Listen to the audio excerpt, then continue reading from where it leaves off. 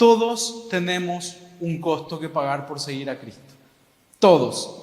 Algunos pagan un precio alto y otros no tanto, o un precio diferente. Pero todos tienen un costo que pagar. Las historias que les voy a compartir no son de creyentes diferentes a nosotros, sino totalmente iguales, con las mismas luchas, pero en contextos muy diferentes. Y alrededor del mundo, que les voy a mostrar después un mapa para dimensionar lo que significa, hay algo que se repite en la vida de nuestros hermanos, y es que ellos no están dispuestos a volver atrás. Si me llevan con la siguiente presentación, ellos dicen: yo no vuelvo atrás. No vuelvo atrás. A pesar de la persecución, yo no vuelvo atrás. Y de hecho solemos cantar un hermoso himno que habla de eso. Pero quiero que abran conmigo, por favor, sus Biblias en el libro de Corintios. Segunda de Corintios. Y vamos a leer un pasaje que para nuestros hermanos es un poco, uno lo lee diferente, yo diría. A nosotros nos encanta las promesas bíblicas. ¿A quién alguna vez no recibió esa tarjetita con ovejitas, verdad? Que dice que tiene versículos y promesas bíblicas. Siempre nos gusta encontrar aliento en la palabra. Y hay distintos pasajes que nuestros hermanos ven alrededor del mundo y dicen: tiene sentido lo que estamos pasando, porque eso es lo que dice la palabra. No hay nada extraño en sufrir por Cristo, dicen ellos. Y uno de esos pasajes es este pasaje en 2 Corintios 4, que dice de la siguiente manera: que estamos atribulados en todo, mas no angustiados, en apuros, mas no desesperados, perseguidos, mas no desamparados, derribados, pero no destruidos, llevando en el cuerpo siempre por todas partes la muerte de Jesús, para que también la vida de Jesús se manifieste en nuestros cuerpos. Entonces ellos ven pasajes como estos y otros más que le voy a ir citando. Dicen: claro, el sufrir por Cristo, el precio que estamos pagando, es algo que la palabra ya nos advertía, que hay un costo por seguir a Cristo, que todos tenemos un precio que pagar por seguir a Cristo. Y empieza a decir que estamos atribulados en todo, con luchas en todas las áreas, pero no angustiados, en apuros. Claro que hay apuros. Conocí la historia de uno de nuestros hermanos, que él fue condenado por compartir el evangelio. Fue condenado a 10 años. Finalmente pasó 3 meses en la cárcel. Cuando salió, fue junto a su familia. Y cuando llegó a la casa, su nena de 3 años, y a mí me tocó bastante porque mi nena está a punto de cumplir 3 años, su nena le dijo: papá, ¿trajiste pan? Y él menciona: Dios me capacitó, me dio la fortaleza necesaria para aguantar esos 3 meses en prisión, pero no para ver sufrir o pasar hambre a mi familia. Y lo que pasa es que está en medio de una comunidad hostil que persigue a los cristianos y le impedían a la esposa ir a buscar comida. Entonces pasaron mucha necesidad. En apuros, porque hay veces que el hambre apura, pero no desesperados. Perseguidos, mas no desamparados. Pero perseguidos, la persecución alrededor del mundo varía, depende del contexto, pero lo más fuerte podríamos hablar de que es la muerte. Pero hay también lugares hostiles donde son discriminados, donde por ser creyente uno pasa a ser ciudadano de segunda clase y no puede acceder a trabajos buenos, no puede acceder a un puesto mejor en el trabajo. Hay diferentes realidades. Ellos dicen: somos perseguidos, pero no estamos solos, no estamos desamparados. Yo suelo encontrar hermanos acá que me dicen: sí, acá también la persecución es grande. ¿Y con qué le digo? Y Sabanás me dice así. Ustedes no saben lo que uno lucha para levantarse y venir a la iglesia. Y digo: Sabanás, bueno, Yo creo que en algún momento nos vamos a encontrar con estos hermanos en el cielo y cada uno va a comentar su lucha y capaz nos dé un poco de vergüenza nuestras luchas. Pero de vuelta, son precios diferentes, son contextos diferentes. Derribados, pero no destruidos. En India, la persecución es tal y aumentó en los últimos años que tenemos casos de templos destruidos.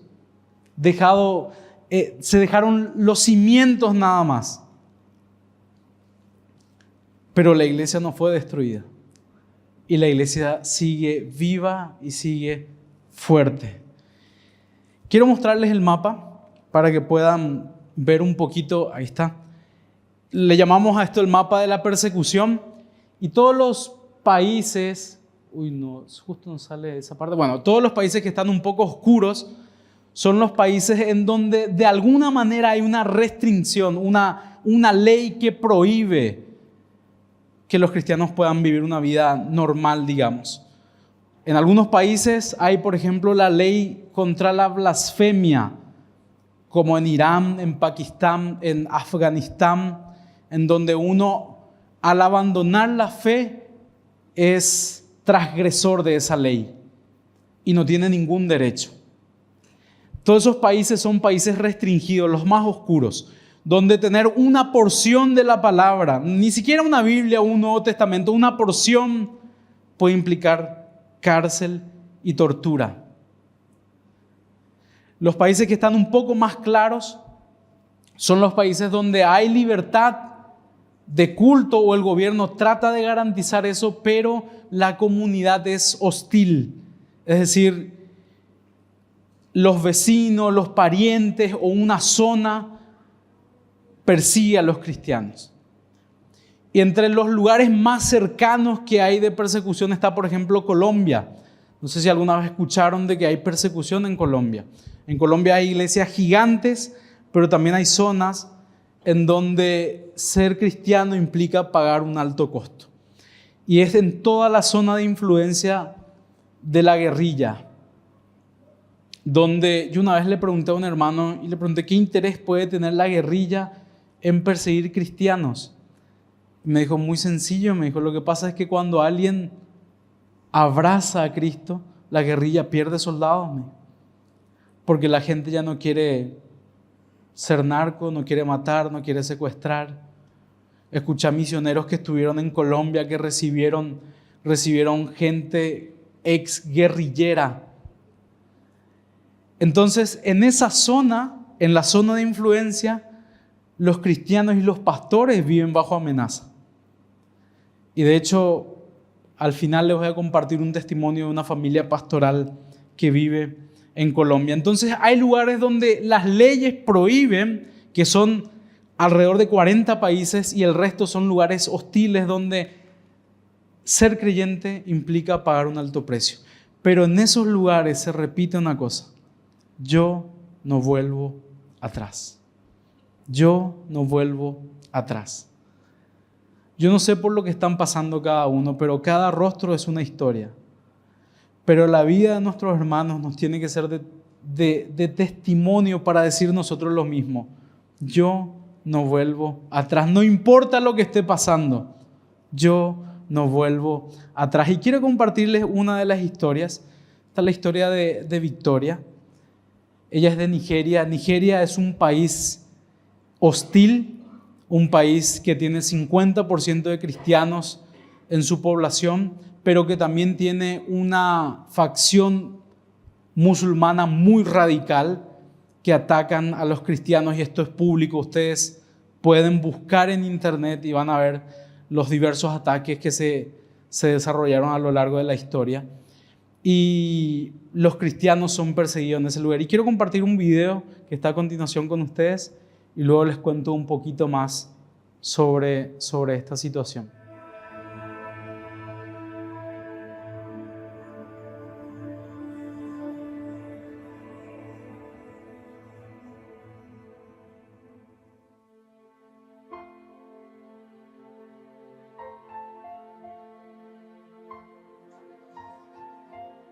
Nunca imaginé que eso pudiera sucederle a mi iglesia. 6 de nosotros fuimos a la iglesia. Mi padre, mi madre y sus hijos, que somos 4.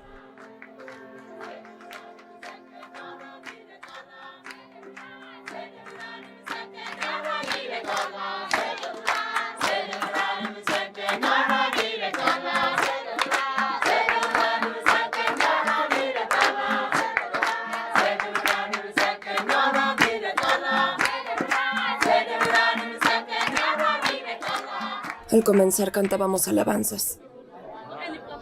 Oramos por la paz en la nación. Y también oramos por los cristianos perseguidos.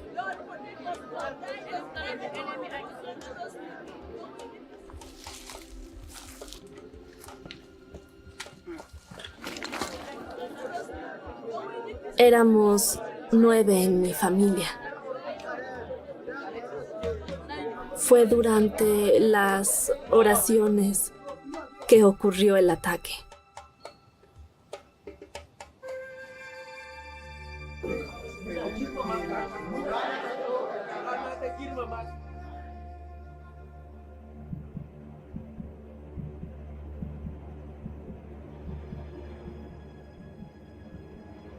Comenzamos a oír disparos por la ventana afuera.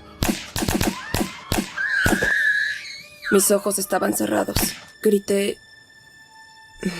Para cuando abrí los ojos, vi en todas partes algo como fuego.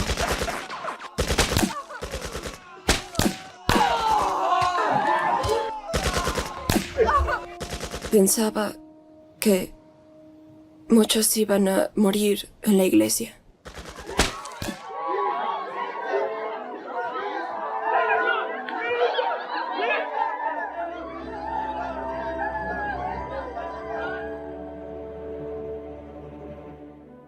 Todos estaban llorando y gritando. Empecé a sentir dolor. Temblaba. Tenía frío. No me di cuenta de que yo estaba sangrando. Vi personas en el suelo, unas muertas y otras llorando. Estaban rodeadas de sangre.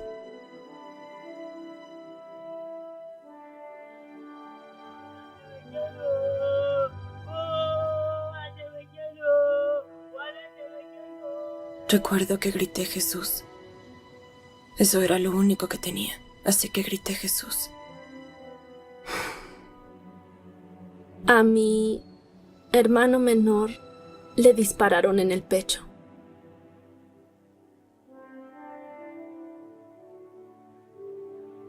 Se llamaba Gedeón y murió a la edad de 10 años.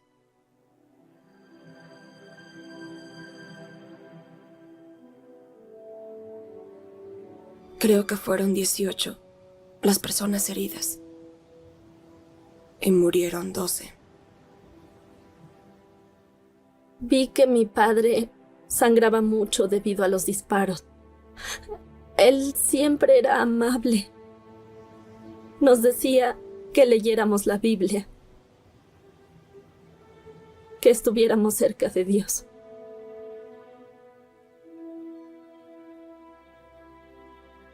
Y esa fue la última vez que lo vi.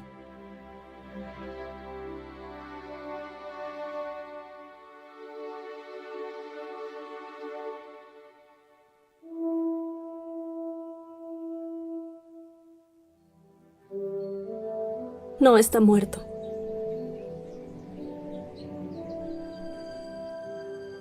Definitivamente nos volveremos a encontrar.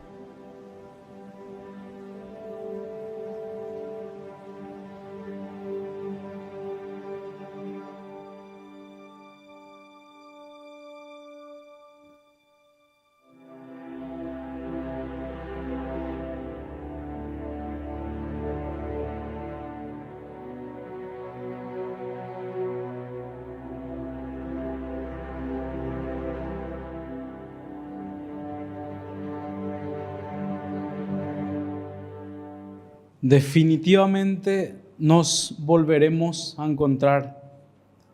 decía Victoria, y ellos perseveran. La iglesia de Nigeria sigue a pesar de la persecución. Recuerden el pasaje: perseguidos, no desamparados, en apuros, pero estamos firmes por una esperanza que les sostiene. Por eso es que pueden decir: yo no vuelvo atrás, porque no importan las circunstancias. El ministerio viene ayudando hace más de 50 años a los distintos lugares donde nuestros hermanos tienen que pagar un alto precio. Hay un pasaje en Hebreos 13:3 que nosotros usamos para recordar a la iglesia cuál es nuestra tarea. En Hebreos 13 habla de los deberes cristianos, y entre esos deberes está: acordaos de los presos como si estuvierais presos juntamente con ellos, y de los maltratados, como que también vosotros mismos estáis en el cuerpo. Cuando el fundador del ministerio, en el 48, él fue secuestrado y desapareció 14 años, mientras fue torturado, y también su esposa, su hijo quedó como un huérfano en Rumania.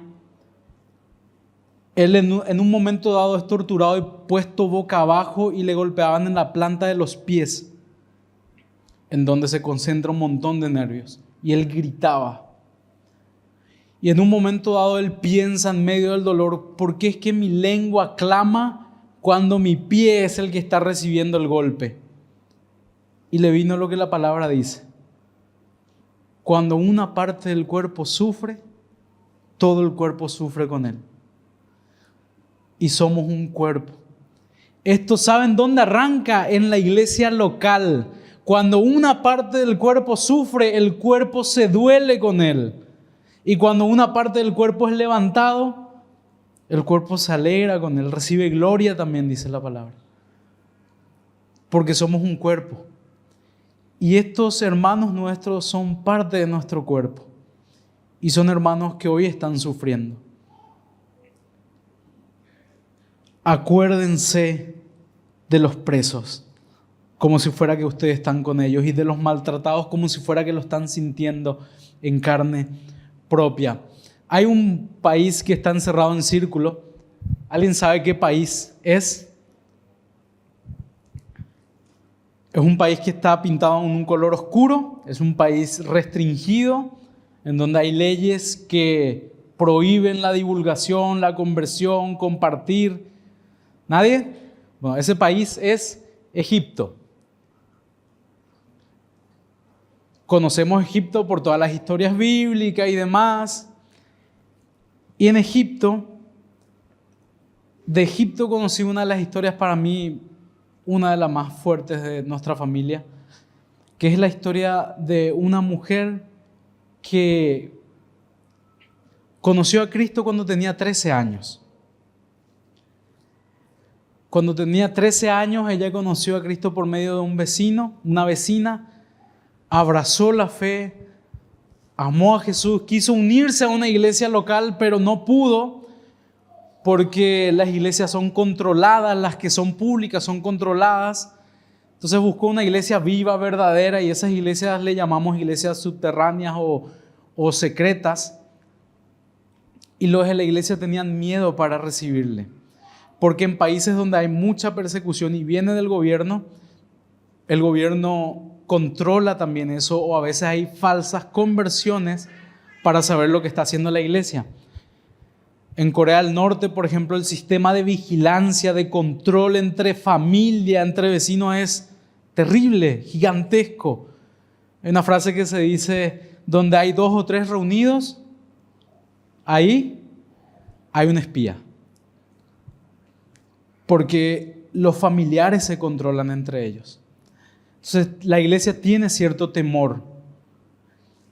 Y a esta hermana nuestra le dijeron: podés formar parte, pero necesitamos evidencia, frutos, como también nosotros como iglesia decimos, frutos de arrepentimiento. Y le pidieron que se haga un tatuaje de una cruz aquí en el brazo. Y yo, para serle sincero, cuando conocí su historia, dentro mío me reí un poco y dije que aquí el tatuaje es polémico y allá es requisito para la iglesia. ¿Pero por qué le pidieron eso? Porque nadie en su sano juicio se hace un tatuaje y menos de una cruz, por el peligro que hay. Y de hecho pasó eso con ella. Ella se hizo el tatuaje, empezó a asistir a la iglesia, luego su papá le descubrió, le golpeó, le maltrató él, sus hermanos, por turno. Ella decía, parecía una fiesta en casa de quien me golpeaba más. Y yo decía, yo no vuelvo atrás. No importa lo que me hagan, yo no vuelvo atrás. Le llegaron a llamar al imán de la ciudad, que es como el sacerdote musulmán. Le dijeron, convéncelo, si no hace con ella lo que quieras. Él habló con ella, no logró y terminó violándole en su propia casa. Para hacer corta la historia, ella después se casa con un musulmán, siempre con la intención de que ella abandone su fe en Cristo. No logra nada, se separa, a ella se le rescata, se le mueve de Egipto. Y hay una pregunta que nos hicimos y es la siguiente, si me ayudan con esa: ¿cómo es que no vuelven atrás nuestros hermanos?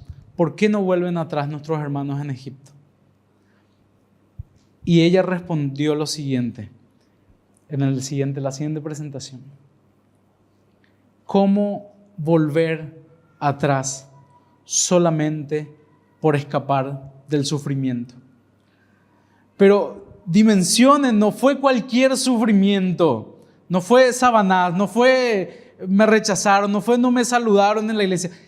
¿Cómo volver atrás, volver a la esclavitud solo por escapar del sufrimiento? Yo sé en quién he creído y yo no vuelvo atrás. Yo no vuelvo atrás. Ella sigue hoy luchando, como todos nosotros. Y lo que nuestros hermanos en esos contextos nos dicen es: oren por nosotros, oren para que el Señor nos sostenga, oren para que compartamos la fe con valentía, oren para que no odiemos a nuestros perseguidores que le tenemos ahí al lado, sino que le ganemos para Cristo. No importa lo que estén pasando, no importa la lucha que tuvieron o que están teniendo, no hay ni una sola excusa para volver atrás. Metiéndome de lleno en todo esto, el Señor me habló de muchísimas formas y espero que lo haya hecho con ustedes, pero una de las cosas era, a veces estamos enfocados en cosas muy tontas de nuestro día a día, pero hay gente alrededor del mundo que desesperada está buscando del Señor. Y este es un mensaje para aquel que creyó recién y que recién se entregó a Cristo, como para aquellos pastores que están en la lucha. No vuelvan atrás, no tiren la toalla. No hay nada que valga la pena más que el Señor. Y la vida de nuestros hermanos eso nos muestran. Señor y Dios, gracias. Gracias porque vemos en tu palabra, Señor, que nunca dejas a tus hijos, Señor. Y por más que haya hermanos nuestros que estén hoy sufriendo, estamos seguros de que les sostenes, Señor. Y sus vidas hoy nos son de inspiración para decir también nosotros: yo no vuelvo atrás, no importa lo que pase. No importa si esa oración no está siendo respondida, no importa si hoy estoy pasando dificultades de salud o económicas. No hay excusa para volver atrás. Hay hermanos nuestros que están dando su vida por permanecer fieles, firmes y por compartir la fe, Señor. Que hoy a nosotros no nos ataje nada tampoco, Señor. Aquí tenemos libertad y podemos compartir. Te pido, Señor, que puedas desafiar a cada uno de los aquí presentes, Señor, para que ellos puedan dimensionar cuál es el precio que les toca pagar, porque todos tenemos un precio que pagar. A veces es muy alto, como nuestros hermanos, y a veces no tanto, Señor. Pero todos estamos llamados a eso, Señor. Gracias por este tiempo y gracias por esta tu iglesia que sostenés aquí y por el compromiso a orar que ellos asumen, Señor. Oramos y te entregamos todo esto en el nombre de Jesús. Amén.